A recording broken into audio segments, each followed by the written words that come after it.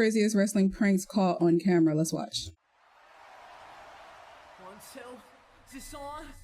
Ribs and pranks were once a staple of pro wrestling culture, and while they're less common in modern times, there exist some legendary stories of wrestlers playing jokes on each other. Thank you to everybody here. If you start throwing the cake, I'm going home. These ribs were usually played backstage or on the road, but today we're focusing on the ones that you either got to see or witness the after effects of on screen, as we highlight 10 hilarious pranks played on wrestlers. The mystique and serious nature of The Undertaker's character has seen countless wrestlers try and make the dead man break character. I know that you like hoes. Go somewhere for a little vacation.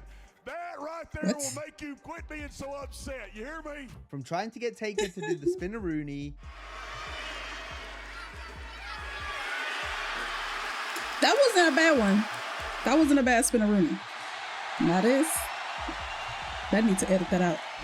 To The Rock creating the People's Elbow in an attempt to make the Phenom laugh. I believe the first time Rock did the People's Elbow was in a match where we were trying to make Taker crack. I always thought that was the hokiest thing ever, but iconic, right? And always to get me laughing. Undertaker's hatred of cucumbers has also left him open to some funny pranks. Cucumbers. Cucumber. He's like a cat or something. The Undertaker throw up all over. You know, cats are scared of cucumbers. Because there was a cucumber floating in the So that's weird. But one of the best ribs played on Taker was executed by Kurt Angle. I love you, man.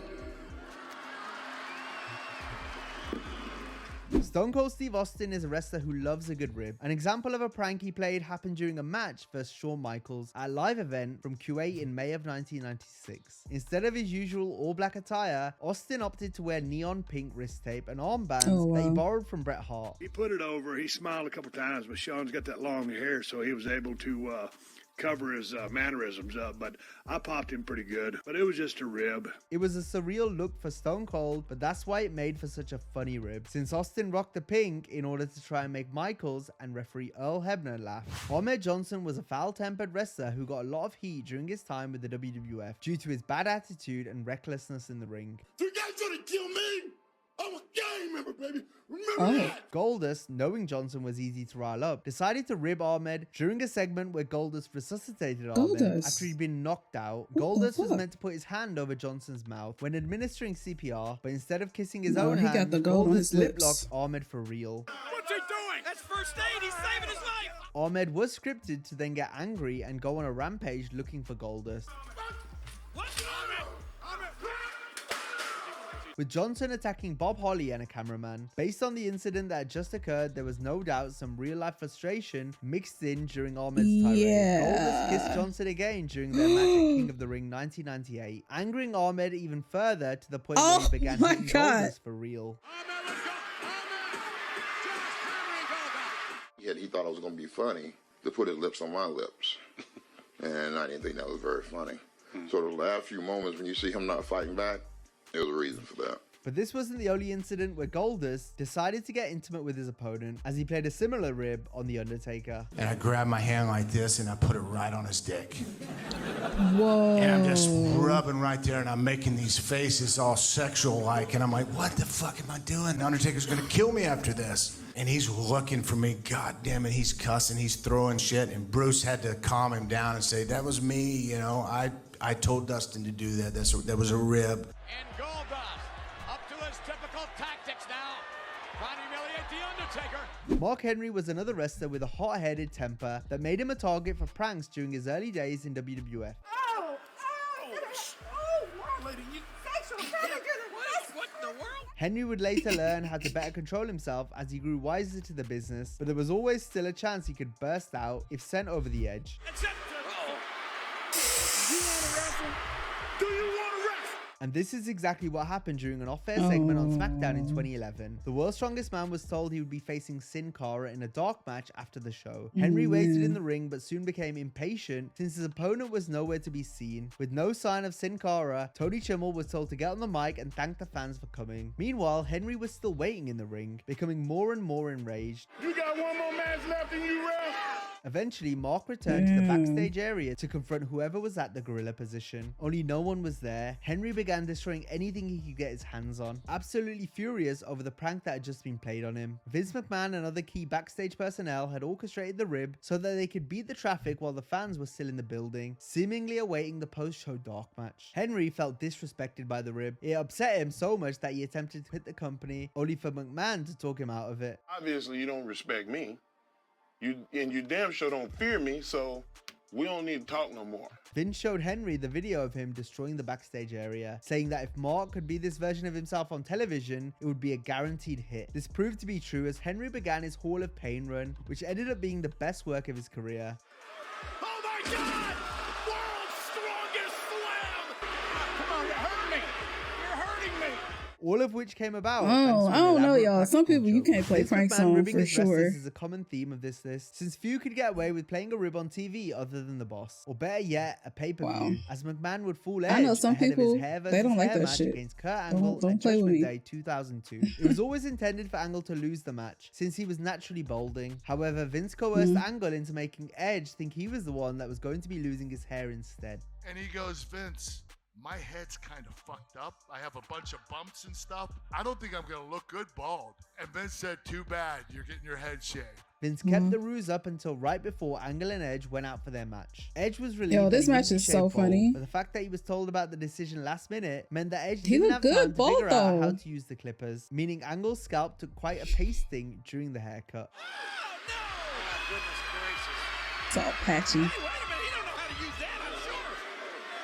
Oh no. Next, we have a Vince rib that played out on television. It occurred on the December 21st SmackDown from 2010. Big Show came to the ring dressed as Santa, bearing gifts for the audience. Show got into the ring and went to sit down to read a Christmas story to the crowd. But as soon as Show sat in the seat, the chair collapsed, sending the world's largest athlete to the ground. To the WWE Universe, that's what I'm all about, is benevolence.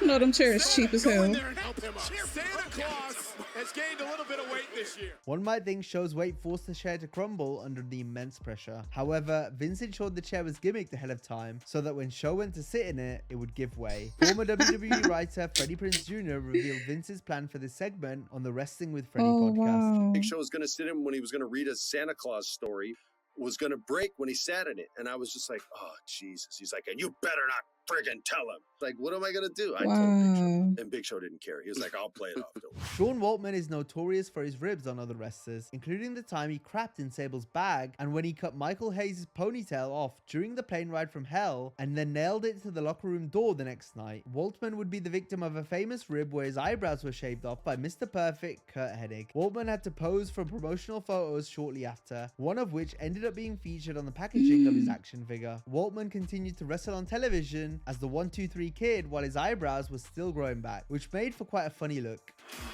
Yeah, look at this kid.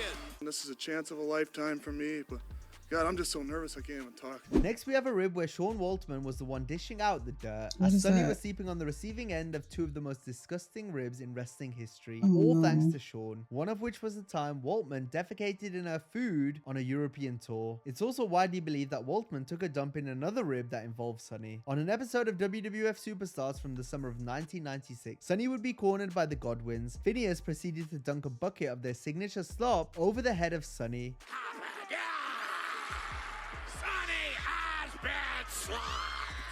The slop was usually a mix of different foods gathered together from catering. However, on this occasion, only half the slop came from catering, while the other half came from other wrestlers in the locker room. They donated to the slop with spit, pee, and supposedly feces, courtesy of Sean Waltman. I even had to pour a little bit out because I couldn't carry it to the ring. X-Pac and Razor and Dr. Tom had put some stuff in the bucket. I don't know exactly what it was. But This was done as a way to get back at Sonny, who had heat with many of the boys throughout her time in the WWF due to her Jezebel-like behavior and personality. Waltman is also said to have once taken a dump in Mark Henry's Subway sandwich. Blackface. However, it's not known for sure if Henry ate it or not, although some reports suggest that he did. We've got one more poop-related rib, although it backfired hilariously. Vince McMahon is a sucker for toilet humor, so this makes it even funnier that he was on the receiving end of a bathroom joke he instigated.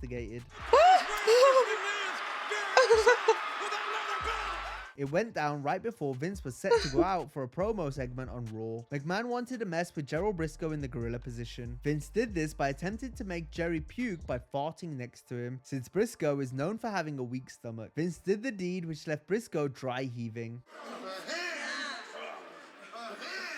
But there was a bit more than just gas that came out of McMahon's backside. Vince had sharted in his pants and there was no time to clean up the mess as he had to go out for his promo. I have to go to the bathroom. Oh, I have to go to the... Vince was forced to walk to the ring with a stain on his pants that the camera crew didn't dare shoot in fear of the consequences. After Jim Ross revealed this story on a podcast in 2014, he sharted. He's wearing khakis and he's got a brown stain. Nobody had the balls in the truck to shoot it. Vince responded on an episode of Raw by telling his announcers to take shots at JR on commentary.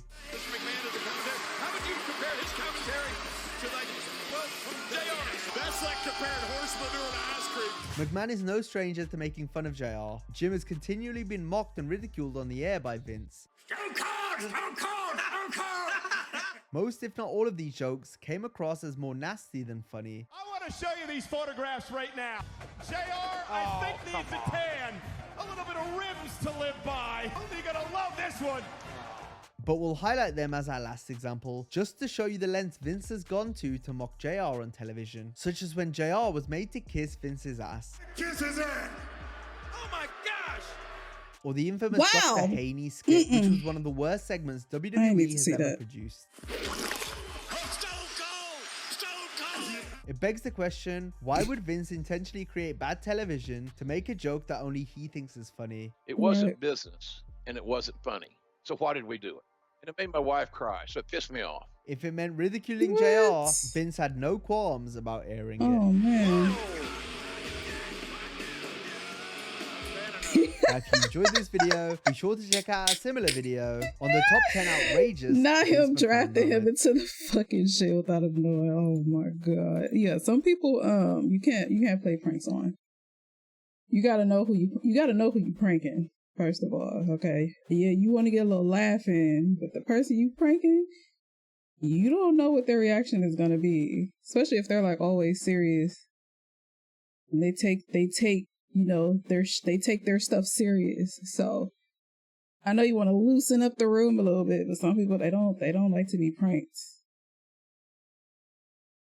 If it's at an expense of like humiliating them. I don't think I've ever been pranked before. I don't think anybody's ever pranked me, but I don't know. Leave some comments down below, y'all. Let me know what you guys think, and I will see y'all in the next one. Toodles.